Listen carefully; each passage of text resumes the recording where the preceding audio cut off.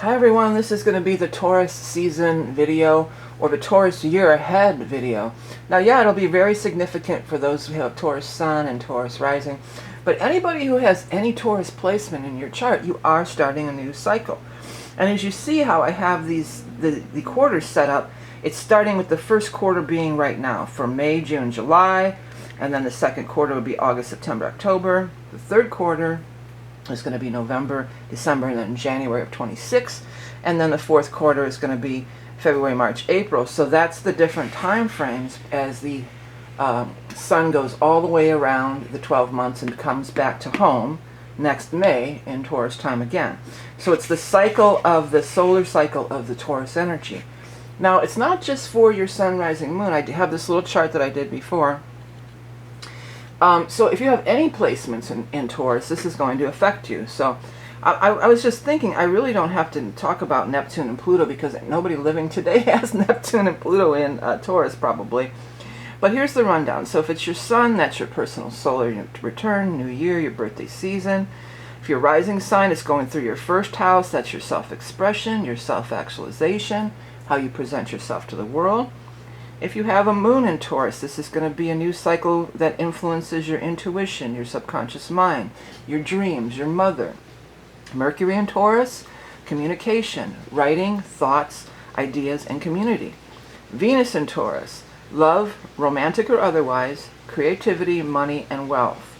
Mars in Taurus, sexuality, passion, ambition, vitality, and initiative. Jupiter in Taurus, abundance, good luck and good fortune, a time of great attraction. Saturn in Taurus, responsibility, father figures, long-term goals and foundations. And then Uranus in Taurus is freedom from constraints, computers, electronic media. Okay, I'm not even going to, I just thought of it afterwards, like, well, nobody living has Neptune or Pluto in Taurus. I don't have to say that. But anyway, so that's how it's going to roll out. Now, before we get into the card portion of the reading, there's a big thing happening this year. It's actually happening on July 7th of 2025. Uranus is going to move into Gemini. So it's going to move out of your sign and into Taurus. I mean, out of Taurus and into Gemini. This is a big deal because this Uranus, actually it moved into your sign back in May of 2018. So it's been sitting in your sign for like 7 years, more than 7 years it's going to spend in your sign. And it's not a great combo for Taurus energies because the Taurus energy is so stable and grounded and down to earth and practical. They like to have a plan and do things step by step. And Uranus is none of that. Okay, Uranus is erratic. You never know what's going to happen. Sudden changes. Things are unstable, erratic. You know, so it's been a rough kind of way to go for a lot of people with Taurus sun sign or any placements like we just went over there. So I feel like once this, it's really going to be into next year till it's all the way out, but it will be during this solar cycle. It'll be during this year, starting if this is your solar new year now, and then 12 months from now, next April, it'll be gone for good. So it's going to move out in July. You can get a little bit of a reprieve. The other thing is, often when a big planet like Uranus makes a move out of a sign, you will see the gift of it. Usually when the energy first comes in, you're kind of getting acclimated to the new vibrations. It's, you know, you're exploring the energy. It's congealing or combining with your own energy. And it doesn't always, it takes like, there's an adjustment period, you could almost say. So now it's been in there. And as it moves out, you could see what you've gained from it. You get the gift. The gift could be an actual thing in the outer world. Maybe you get some kind of gift or surprise, especially if you're Taurus rising, because that would mean the Uranus is going in your second house. You can get some kind of financial, you know, things like that happening for you. Good financial, you know, sudden things happening in your finances that hopefully would be good. And you get the gift. But it could also just be, you can see what the last 7-8 years were about. You can see what Uranus was trying to impart their influence over your life or your paradigm, the guides are saying. So here's what's going to happen. Like I said, July 7th, it's going to move out into Gemini. It's going to stay there for a long time. And then it's going to retrograde back in November of 2025. I think November 7th. And then it's going to be retrograding. February it'll turn direct, but it'll still be in Taurus. And then by April, the end of April, just as we're entering Taurus season here back in 2026, almost 1 year from now, April 26th, 2026, it's going to move back into Gemini and be on its merry way. Okay, so Uranus is big news for all Tauruses. And I know that it's been kind of, a hard way to go. I realize that for many, because I read for you guys. I know all about it. I hear all about it. Let me tell you all about it now. Anyways, so here's what we're going to do for the tarot portion. For each quarter, starting with May, June, July, because that's the first quarter of this solar cycle. And the second quarter is going to be August, September, October. Third quarter, November, December, January. And then the fourth quarter, February, March, April. So we're going to throw 2 cards for each quarter as just a little bit of extra bonus, perhaps insight or information. I'm going to be using my mini Rider-Waite-Smith deck, and let's start out right away with the first quarter for all Taurus placements. The first card we have is the Knight of Cups, followed by the Queen of Pentacles. That's one of the representations of you. The Queen of Pentacles would be the Earth Sign person. Second quarter, August, September, October, for Taurus all placements. 2 cards, please. We have 2 cards came off the top, so I'm going to take them. Chariot and Soulmate. I was feeling like that felt very strongly romantic when I was looking at it. But I was going to wait till I got all the cards out. But it sure looks, well, Soulmate could be anybody. It doesn't always have to be romantic. I mean, isn't it romantic?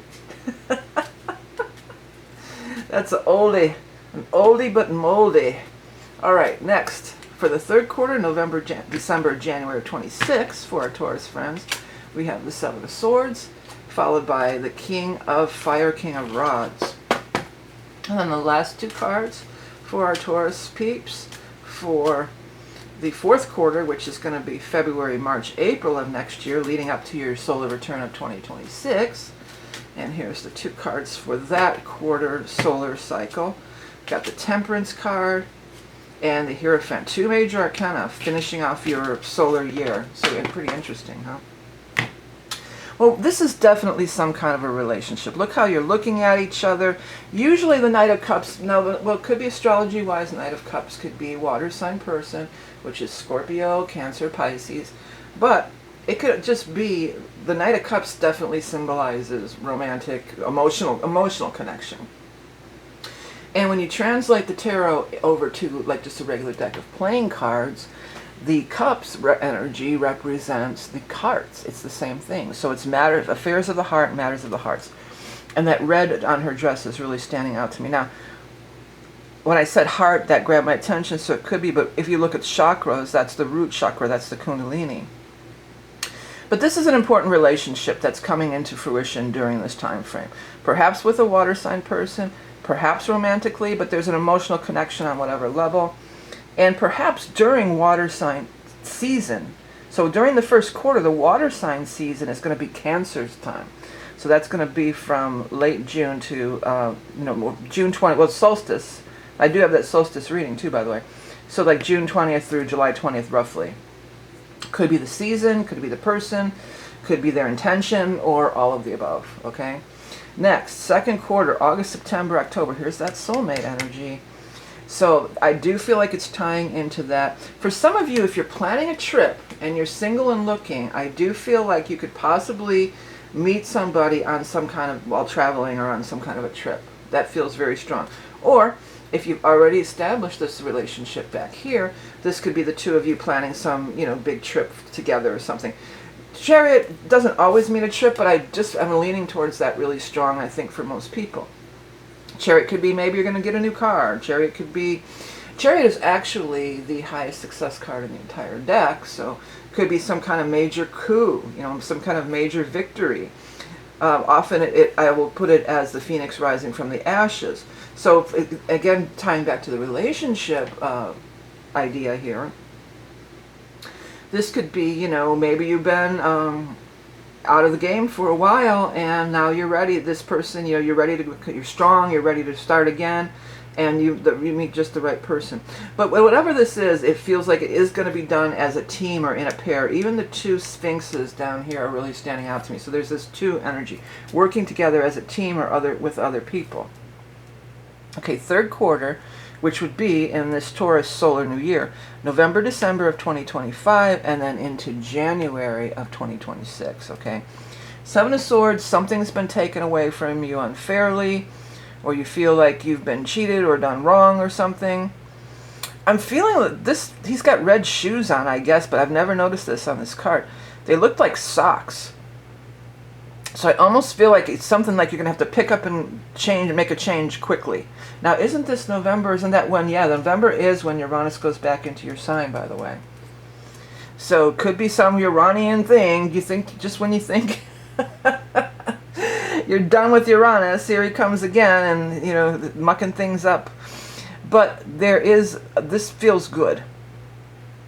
And this could also be fire sign season here. This is a fire sign representation, which could be a Leo, an Aries, or a Sagittarius, or it would be Sagittarius season if it's, we're using it as a timer. So that would be late November through late December, through winter solstice in the northern hemisphere.